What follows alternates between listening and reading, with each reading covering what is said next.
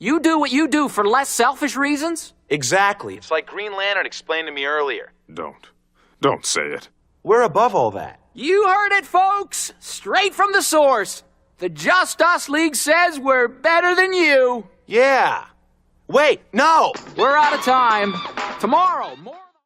Some of you may have already watched or noticed that I had a Brian Michael Bendis no longer exclusive DC Comics video posted earlier, but it had wrong information, not just a little bit of wrong information, it had very wrong information. I was looking back at it. I was like, I don't think that's correct. I'm glad I took it down when I did. I wish I had taken it down much sooner and probably verified my information beforehand. So in that, I said he was getting $10,000 a page. That is incorrect. It was $1,000 a page. So he was making about 6 comics per month. So you think 24 pages, $1,000 a page, about $20,000 a comic book. So he was making upwards of about $120,000 a month out of DC Comics, well over probably $1 million annual as far as his salary goes. Once again, that was incorrect information. I well overstated that. I had to go back and make sure that that information was correct, and it was incorrect. So I definitely wanted to set the record straight. I have basically went back through that video and clipped out the parts where I talked about that because I don't want the bad information to be in there. So if you see some weird editing or weird clips, that's why it is, because I had to take that part out where I talk about Brian Michael Bendis. His page rate, it is not $10,000. That absolutely is insane. When I was thinking, I was like, that is way too much.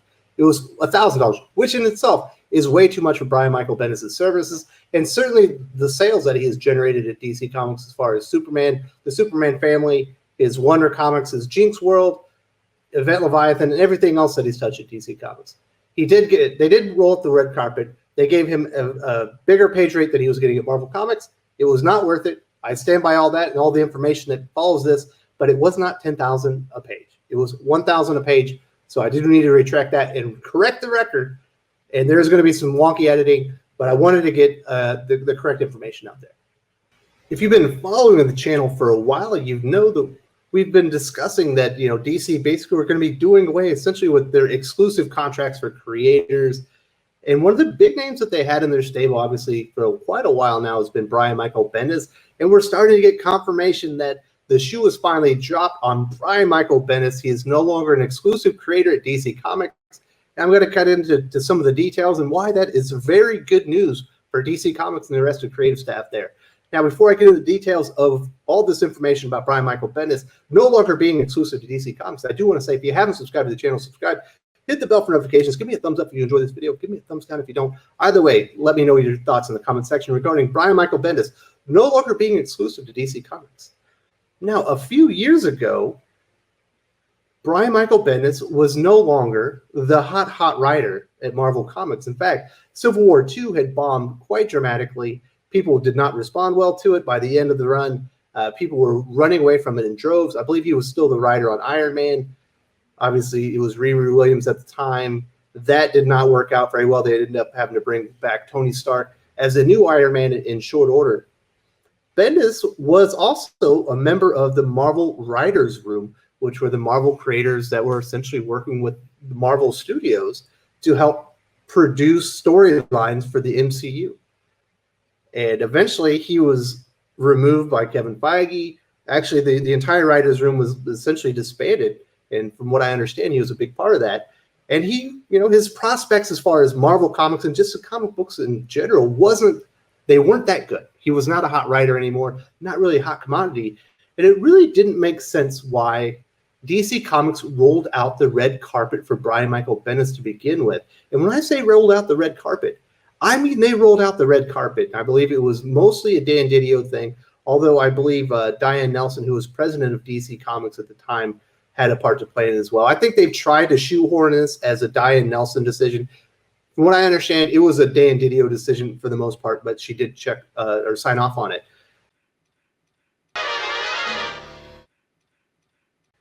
They removed Peter J. Tomasi and Patrick Gleason from Superman. That was a very well-received line. They have reinvigorated the Superman brand after, the new 52 had basically run it into the dirt. Obviously, we also lost the Super Sons. Some people say I'm a little bit too upset about the Super Sons not being around because of Brian Michael Bendis, but that is 100% was his decision, so we lost them as well. He got to make a lot of decisions, and for some reason, they decided Superman was the character for Brian Michael Bendis. And I think we've all seen that is not the case. The sales, while initially were good for the Man of Steel miniseries, they were actually quite good. By the end, I think people got the picture that the direction for Superman wasn't going to be quite what they were hoping for, that the Tomasi direction was certainly much better, even Dan Jurgens on Action Comics. What people like, well, the sales didn't really go down. They were about the same. Listen, Peter J. Tomasi's Superman was a twice monthly comic book. It wasn't just selling 45,000 comics a month. It was selling like 85 or 90,000 a month. When Bendis got on the title, they brought it back to once a month. So actually the sales were about in half. You would expect a series that was once monthly to trail off in numbers at half the rate that you would expect twice monthly comic book. But that was not the case. Can you imagine how many creators DC Comics could have been paying to write actual good stories for Superman and some of the other characters? And it wasn't just that. He rolled out the red carpet for a lot of people. We've got Kelly Sue comic on Aquaman. That basically tanked that series. Matt Fraction came in to write Superman's pal Jimmy Olsen. I understand some people think that's a fun, wacky adventure. Didn't exactly generate a lot of money or move any units. Who else did he bring in? Chip Zdarsky. I'll say that one's exciting. I'm not going to say that one's a Brian Michael Bendis thing either. I think DC would have brought him in either way. They tend to bring in the best creators that they can. Who else did we get? Alex Malik. His art on Event Leviathan was fine. It was actually pretty good. When it was his street level heroes, anytime Superman or another powered up, like hopeful superhero character did not fit his art, did not fit the world, and it looked bad. His Superman is not a good creation, but he was a good ad. He could have been utilized very well by DC Comics. Obviously, those two have been a long time creative pairing. David F. Walker, I guess you could say that was somewhat positive because the Naomi series is probably the one thing. I can't say everything that Brian Michael Bendis did at DC Comics was a failure. Naomi was a success. I think initial sales of issue 1 were like 8,000 or 12. It was 8 or 12, but by issue 8, the sales were over 20. Like it was a growing series, and they canceled it. That makes sense, right? You finally have something Bendis created. He basically recreated, his version of every new character that he created over at Marvel Comics, and it actually succeeded. He had to move him over to Wonder Comics, but the Young Justice team. For all that Bendis speak, for pages upon pages of word balloons that make no sense, that meant nothing. It's just quippy crap dialogue where no one has a personality, no one has a voice. And I'm also told from people behind the scenes that Brian Michael Bendis could not keep up with his creative schedule. And a lot of times he didn't write all the dialogue in his comic books. That he actually had some people that were like assistants that were helping him finish his comic books. Now, I have not confirmed that one. That is just a rumor. But I believe it because the writing and the dialogue was so crappy. It was just terrible. And his stories, they all had a pacing problem. Nothing ever moved along. He never really finished anything. How long did it take to finish up the Rogol Zar story that no one ever wanted? Because it's Brian Michael Bendis. He had to come in. He's got to change everything. Got to change the origin of the destruction of Krypton. Now, has that happened before? Oh, absolutely. Man of Steel with John Byrne. John Byrne, held up his end of the bargain, reinvigorated the character. Brian Michael Bendis didn't do that. Yet he went and changed everything. Now we're stuck with a lot of the terrible changes he made for the Superman family. But it is a good day. He's no longer exclusive to DC Comics. He can go out there. He can go peddle his Jinx World Comics to Image, and they won't sell there either. Maybe he will go get some work at Boom, IDW, Image, or something else. But he's not going to be just clogging up the entire payroll for DC Comics and keeping up-and-coming good writers that have good ideas for these characters. He's not going to keep them on the back burner anymore. He's not going to be able to kick off Peter J. Tomasi from the Superman anymore. That's the good news in all this. But it took him 2 freaking years to get here. Just think about the amount of the capital investment they put into Brian Michael Bendis being one of their A-list creators. Likely getting paid pretty much more than anybody else, just with the amount of product that he was putting out and the page rate that he had. No return on investment. Readers leaving in droves. Superman fans that have been collecting the series for like 50, 60 years actually dropped Superman. I've had that story. We've talked about it here on the channel because of Brian Michael Bendis' Superman. It's been an enormous waste. Why is he still writing Justice League in Infinite Frontier? Can DC Comics not admit that they made a mistake and cut bait and just be like, listen, dude, enough's enough. We wasted so much money on you. You wasted so many of our characters. That stupid Event Leviathan story that was never going to go anywhere. And so that Brian Michael Bendis would come in and cash some enormous paychecks, open the floodgate over for all the crappy creators over at Marvel Comics to move over to DC, but they didn't fit the culture of the characters, and we see it. G. Will Wilson on Wonder Woman. How'd that work out? Scully Sudaconic on Aquaman. How'd that work out for him? I would say a lot of the doors that he opened from DC to Marvel and a lot of the creators that he brought over from his Portland Mafia is a big reason that we're here today.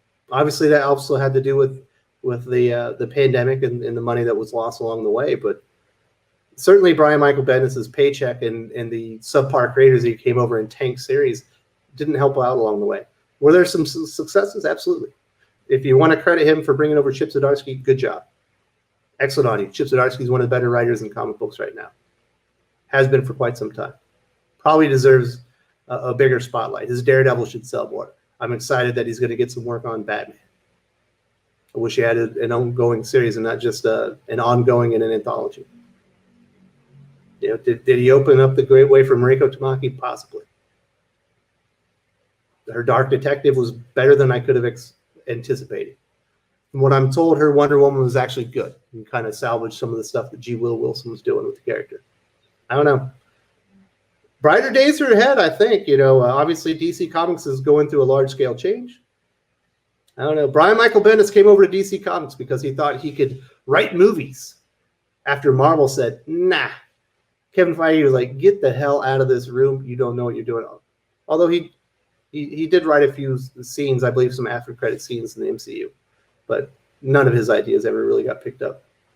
And they never got picked up at DC Comics. In short order, he was out of the room for contributing to the DC films. I guess he was there with Jeff Johns. That didn't last very long. I'm going to have a much bigger, like in-depth look at Brian Michael Bendis in the writer's room and how it basically came over and take DC a little bit later. Not this month. It'll be in February. Brian Michael Bendis, we've been talking about here on the channel, no longer exclusive to DC Comics. I say good. Good riddance. Why is he still writing Justice League? Why is he apparently still writing Legion of Superheroes? None of it makes sense. People have been waiting for the Legion of Superheroes relaunch for years now. DOA, because Brian Michael Bendis was involved. Basically everything that he wrote at DC Comics was DOA.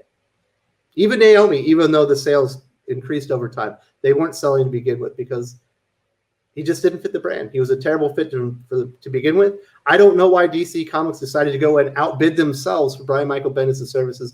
Marvel certainly weren't going to be doing that. They were going to be cutting his page rate because he wasn't selling comics anymore. So DC decided to lower the dump truck full of cash at Brian Michael Bendis.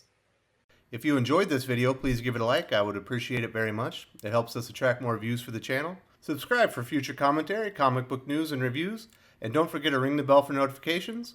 If you want to talk comics, movies, and much, much more, you can follow me on Twitter at Wes_from_TC.